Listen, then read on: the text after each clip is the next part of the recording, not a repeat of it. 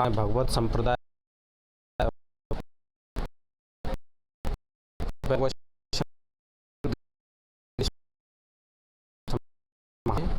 देखिए इसका आंसर क्या है।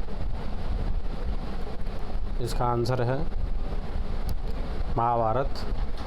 तो इसमें देखिए भागवत गीता का संबंध पौराणिक महाकाव्य महाभारत से है। भागवत गीता मूलतः महाभारत के भीष्म पर्व का अंश है। इसकी रचना महर्षि वेदव्यास ने की थी। गीता में कुल 18 अध्याय तथा 700 श्लोक है। मुख्य रूप से ज्ञान भक्ति एवं कर्म, ठीक है, मुख्य रूप से ज्ञान भक्ति एवं कर्म योग मार्गों की विस्तृत व्याख्या की गई है। ज्ञान भक्ति एवं कर्मयोग मार्गों की विस्तृत व्याख्या की गई है। अगला क्वेश्चन है भागवत गीता में कितने श्लोक हैं? तो 700 श्लोक हैं, ठीक है।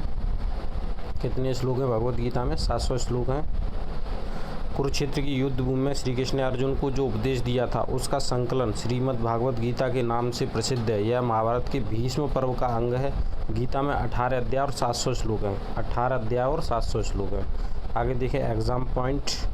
तो देखिए इसमें लिखा है पहली सूची और दूसरी सूची। तो पहली सूची में सारे के सारे दर्शन लिखे हैं। सेकंड सूची में उन दर्शन के मोक्ष प्राप्त करने का तरीका लिखा है। तो न्याय दर्शन में जो मोक्ष प्राप्त करने का तरीका बताया वो बताया तार्किक चिंतन।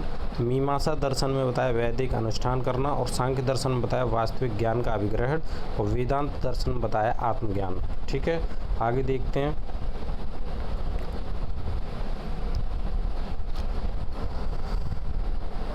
वह देवता जिसको कला में हल लिए प्रदर्शित किया गया है तो वो है बलराम। अपने हाथ में क्या ले रहते थे? हल लिए रहते थे, ठीक है। आगे है रामायण के वह कांड जिसमें राम और हनुमान की पहली भेंट का वर्णन है। तो ये किस में है? किष्किंधा कांड में। रामायण के किष्किंधा कांड में राम और हनुमान की पहली भेंट का वर्णन है।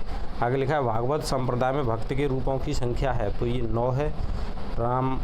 भागवत संप्रदाय में भक्ति के रूपों की संख्या कितनी है? 9 है। आगे है तुम्हारा अधिकार कर्म पर है फल की प्राप्ति पर नहीं। तुम्हारा अधिकार कर्म पर है फल की प्राप्ति पर नहीं। तो ये लिखा है गीता में। मोक्ष के साधन के रूप में ज्ञान कर्म भक्ति को समान महत्व देता है। तो ये देता है भगवत गीता। कौन देता है? भगवत गीता, ठीक है। आगे भागवत धर्म से संबंधित प्राचीन अभिलेख के साक्ष्य मिलता है। हेलियोडोरस का वेशनगर अभिलेख किसमें मिलता है? भागवत धर्म से संबंधित प्राचीन अभिलेखी साक्ष्य मिलता है हेलियोडोरस का वेशनगर अभिलेख में, ठीक है। आदि शंकराचार्य द्वारा स्थापित 4 मठ हैं। जोशीमठ, द्वारकापुरी और श्रृंगी। जोशीमठ, द्वारकापुरी और श्रृंगी। जोशीमठ, द्वारकापुरी और श्रृंगेरी, ठीक है। नयनार्थे, नयनार्थे शैव धर्मानुयायी। नयनार्थे शैव धर्मानुयायी, ठीक है। ये सही सुमेलन आप देख लीजिएगा। अब हम आपको अगला देखते हैं मौर्य साम्राज्य। क्या देखेंगे? मौर्य साम्राज्य। तो ये लिखा है, यह है मौर्य साम्राज्य में पहला क्वेश्चन जो लिखा है वो ये है, ठीक है। यह एक बड़ा सुंदर शहर है। यह चारों ओर से एक विशाल दीवार से घिरा है। इसमें 570 मीनार, 64 द्वार हैं और 2-3 मंजिल के घर लकड़ी और मिट्टी की ईंटों से बने हैं। राजा का महल भी काष्ठ निर्मित है और पत्थरों पर नक्काशी द्वारा अलंकृत है। बाघ और पक्षियों को रखने के लिए निर्मित बाड़ों से यह घिरा है। यह किस स्थान का विवरण है? तो ये स्थान है आपका पाटलिपुत्र। कौन सा स्थान है? पाटलिपुत्र। देखो लिखा है इस आंसर में, उपरोक्त दिया गया विवरण पाटलिपुत्र नगर के बारे में दिया गया है। यह विवरण यूनानी राजदूत मेगास्थनीज द्वारा लिखित पुस्तक इंडिका में दिया गया था। तो इंडिका पुस्तक किसके द्वारा लिखी है? यूनानी राजदूत मेगास्थनीज द्वारा। आगे लिखा है मेगास्थनीज चंद्रगुप्त मौर्य के दरबार में राजदूत बनकर आया था। तो ये भी पूछ सकते हैं कि मेगास्थनीज किस राजा के दरबार में राजदूत बनकर आया था? तो वो आया था चंद्रगुप्त मौर्य के दरबार में। पाटलिपुत्र नगर की स्थापना सम्राट अजातशत्रु के उत्तराधिकारी उदयन, ठीक है, किसने की थी? अजातशत्रु के उत्तराधिकारी उदयन ने की थी, ठीक है। अगला देखें, चंद्रगुप्त मौर्य था, देखिए चंद्रगुप्त मौर्य था, ठीक है, अशोक का दादा। कौन था? अशोक का दादा, ठीक है। चंद्रगुप्त मौर्य कौन था? अशोक का दादा। देखते हैं इस क्वेश्चन की व्याख्या। तो व्याख्या ये है, चंद्रगुप्त मौर्य की गणना भारत के महान शासकों में होती है। वह भारत का प्रथम ऐतिहासिक सम्राट था जिसने मौर्य वंश की स्थापना की। ठीक है, तो आपसे ये पूछ सकते हैं मौर्य वंश की स्थापना किसने की, तो चंद्रगुप्त मौर्य ने। किसने की थी, चंद्रगुप्त मौर्य ने। चंद्रगुप्त का उत्तराधिकारी बिंदुसार हुआ तथा बिंदुसार का उत्तराधिकारी कौन था, अशोक महान था। इस संबंध से चंद्रगुप्त मौर्य अशोक महान का दादा हुआ। कौन हुआ, अशोक महान का दादा। फिर से समझ लो, चंद्रगुप्त का उत्तराधिकारी बिंदुसार हुआ और बिंदुसार का दादा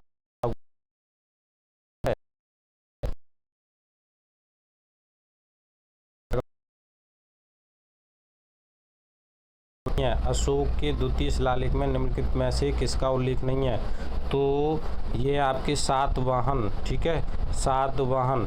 अशोक के द्वितीय शिलालेख में सातवाहन का उल्लेख नहीं है। इसमें निम्नलिखित 5 राज्यों का उल्लेख है, चोल, केरलपुत्र, पांड्य, सत्यपुत्र और ताम्रपर्णी श्रीलंका। ताम्रपर्णी श्रीलंका। ठीक है, इसके साथ ही द्वितीय शिलालेख में समाज कल्याण, मनुष्य व पशु चिकित्सा संबंधी बातों का उल्लेख है। 13वें शिलालेख में कलिंग युद्ध का वर्णन है। याद रखें, 13वें शिलालेख में कलिंग युद्ध का वर्णन है। आगे देखें अगला क्वेश्चन, प्राचीन भारत का कालखंड जिसमें मंडल कूपों अर्थात घेरादार कुआं का सबसे पहले उल्लेख मिलता है, किसमें मिलता है, मौर्य काल में। ठीक है, तो समझ लो प्राचीन भारत का कालखंड जिसमें मंडल कूपों अर्थात घेरादार कुआं का सबसे पहले उल्लेख मिलता है, वो मिलता है मौर्य काल में। मंडल कूपों का सर्वप्रथम उल्लेख मौर्य काल में मिलता है। पक्की ईंटों से निर्मित मंडल कूप मौर्यकालीन आर्थिक जीवन की विशेषता है। मौर्यकालीन आर्थिक जीवन की विशेषताएं। अब देखते हैं इससे संबंधित एग्जाम पॉइंट।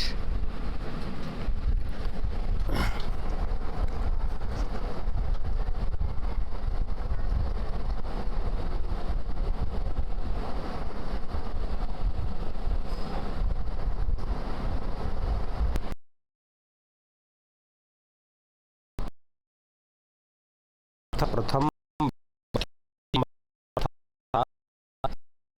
ठीक है,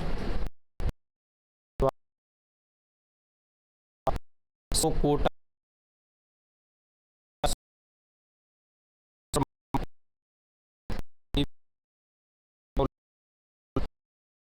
और सिकंदर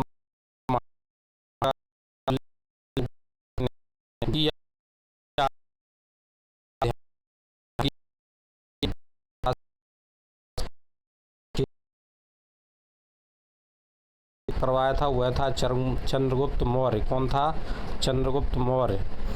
जल की आवश्यकता को ध्यान में रखते हुए, याद रखें, जल की आवश्यकता को ध्यान में रखते हुए जिस प्रथम शासक ने गिरनार क्षेत्र, कौन से क्षेत्र, गिरनार क्षेत्र में एक झील का निर्माण करवाया हुआ था चंद्रगुप्त मौर्य। अभिलेख जिससे यह प्रमाणित होता है कि चंद्रगुप्त का प्रभाव पश्चिम भारत पर था, वह अभिलेख जिसका प्रभाव यानी जिसका जो यह प्रमाणित करता है कि चंद्रगुप्त का प्रभाव पश्चिम भारत पर था, कौन है, रुद्रदामन का जूनागढ़ शिलालेख। रुद्रदामन का जूनागढ़ शिलालेख। आगे देखें, कौटिल्य का अर्थशास्त्र है एक शासन के सिद्धांतों की पुस्तक। शासन के सिद्धांतों की पुस्तक। आगे देखें, किसकी तुलना मैकियावेली के प्रिंस से की जाती है, याद रखो, किसकी तुलना मैकियावेली के प्रिंस से की जाती है, कौटिल्य का अर्थशास्त्र, जिसकी तुलना मैकियावेली के प्रिंस से की जाती है। आगे देखें अगला है राज्य के सप्तांग सिद्धांत के अनुसार राज्य का 7वां अंग था। राज्य के सप्तांग सिद्धांत के अनुसार राज्य का 7वां अंग था मित्र। कौन था, मित्र। आगे, चाणक्य अपने बचपन में किस नाम से जाने जाते थे, विष्णुगुप्त। किस नाम से जाने जाते थे, विष्णुगुप्त।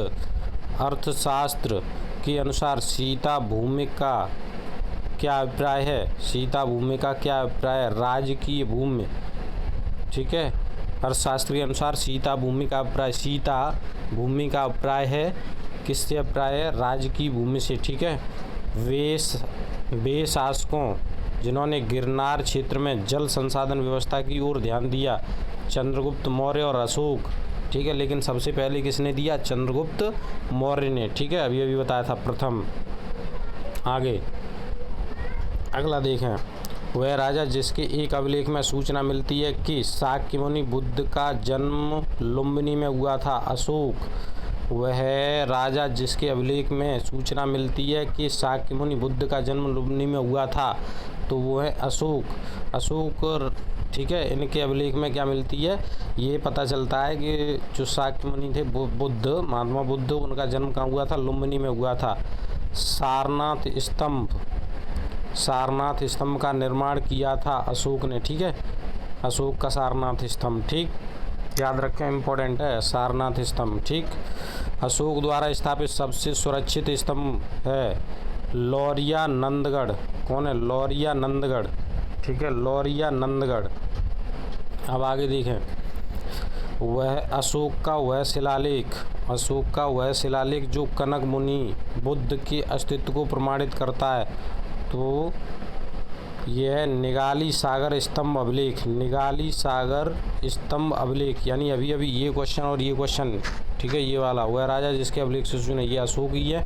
तो अशोक कौन से अभिलेख से मिलती है? तो निगाली सागर स्तंभ अभिलेख। निगाली सागर स्तंभ अभिलेख। ठीक है, गुर्जरा लघु शिलालेख जिसमें अशोक का नामोल्लेख किया गया स्थित है। गुर्जरा लघु शिलालेख, याद रखो, गुर्जरा लघु शिलालेख जिसमें अशोक का नामोल्लेख किया गया है मध्य प्रदेश के दतिया जिले में।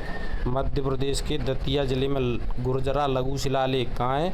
मध्य प्रदेश के दतिया जिले में। ठीक है, अशोक के निम्न अभिलेखों में से पूर्ण रूपेण धार्मिक सहिष्णुता के प्रति समर्पित अभिलेख है।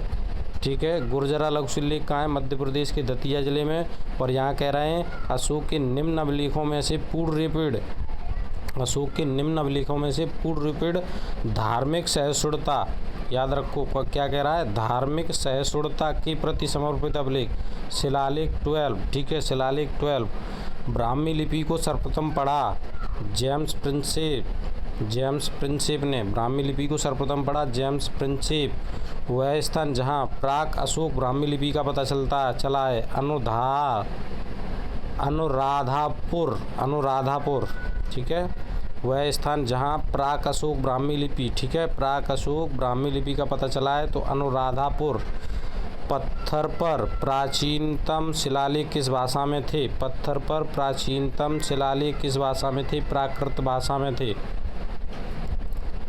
आगे देखें, पत्थर पर प्राचीनतम शिलालेख किस भाषा में थे? प्राकृत भाषा में। वह स्थान जहाँ प्राक अशोक ब्राह्मी लिपि का पता चला है वो है आपका अनुराधापुर। ठीक है, ये हो गए। अब देखें, अपने साम्राज्य के उत्तरी पश्चिमी भाग में उत्कीर्ण राज्याज्ञाओं के लिए अशोक ने लिपियों का प्रयोग किया था। ठीक है, समझ लो फिर एक बार, अपने साम्राज्य के उत्तरी पश्चिमी भाग में उत्कीर्ण राज्याज्ञाओं के लिए अशोक ने लिपियों का प्रयोग किया था। अरामाइक और ग्रीक एवं खरोष्ठी। अरामाइक, ग्रीक एवं खरोष्ठी। इलाहाबाद में अशोक स्तंभ किस शासक के बारे में सूचना प्राप्त करता है? समुद्रगुप्त। इलाहाबाद में अशोक स्तंभ किस शासक के बारे में सूचना प्राप्त करता है? याद रखो, इम्पोर्टेंट है। इलाहाबाद में अशोक स्तंभ किस शासक के बारे में सूचना प्राप्त करता है? समुद्रगुप्त। आगे, फाहियान भारत में आया। फाहियान भारत में आया 399 एडी में। 399 एडी। फहान बोलते हैं, फहान, वही लिखा है। फाहियान भारत में आया 399 एडी में। अगला है, कलिंग युद्ध का विवरण हमें ज्ञात होता है 13वीं शिलालेख में। अभी थोड़ी देर पहले बताया था, कलिंग युद्ध का विवरण हमें किसमें प्राप्त होता है? अशोक के 13वीं शिलालेख में। मौर्यन मंत्रिपरिषद में राजस्व इकट्ठा करने से संबंधित था समाहर्ता। कौन था? समाहर्ता। मौर्यन मंत्रिपरिषद में, मौर्य काल की मंत्रिपरिषद में राजस्व इकट्ठा करने, ठीक है, इससे संबंधित था समाहर्ता। कौन था? समाहर्ता। अब है अशोक का समकालीन तुर्मय कहाँ का राजा था? अशोक का जो समकालीन राजा था तुर्मय, वो कहाँ का था? राजा था मिस्र। कहाँ का राजा था? मिस्र। मकदूनिया में अशोक का समकालीन राजा था। अब पूछ रहे हैं मकदूनिया में अशोक का समकालीन राजा एंटिगोन गोंटास। एंटिगोन गोंटास। ठीक है। यहाँ तुर्क में कहाँ का राजा था? मिस्र का। और मकदूनिया में कौन था? एंटिगोन गोनटास।